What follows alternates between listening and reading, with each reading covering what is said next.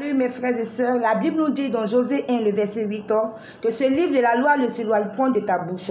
Médite-le jour et nuit, afin d'agir fidèlement selon ce qui est écrit, car c'est alors que tu auras du succès dans tes entreprises.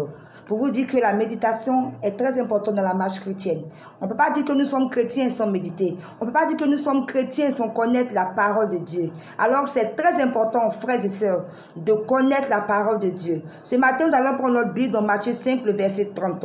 Et si ta main droite est pour toi une occasion de chute, coupe-la et jette-la loin de toi. Car il est avantageux pour toi qu'un seul de tes membres périsse et que ton corps entier n'aille pas dans la géhenne.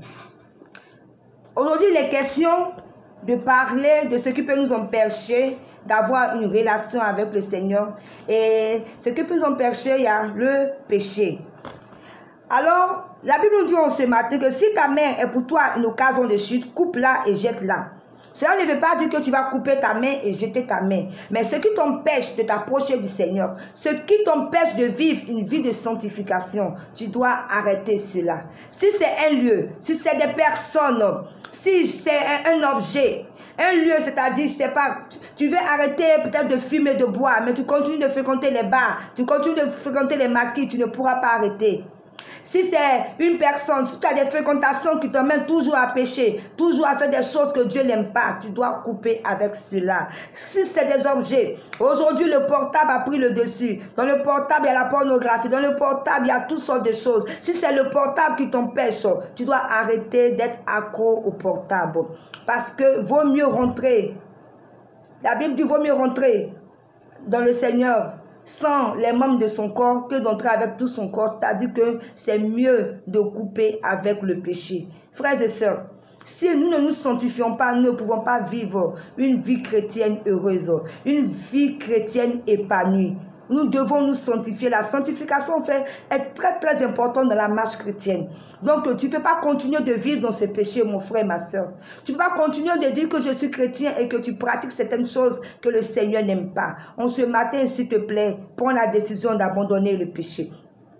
Une fréquentation, une mauvaise compagnie peut te maintenir dans le péché. Tu es obligé de couper cette main. Tu es obligé de couper cette main. Si c'est la pornographie, tu es obligé de ne plus regarder les vidéos pornographiques. Si c'est l'impudicité, alors éloigne-toi de tous les endroits qui peuvent t'envoyer à commettre l'impudicité.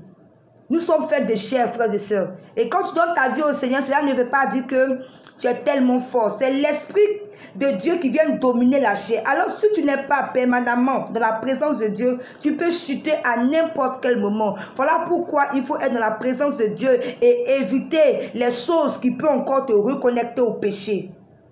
Voilà un peu le message de ce matin, frères et sœurs. Vivons dans la sanctification.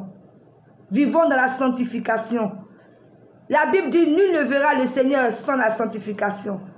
Le Seigneur est le péché.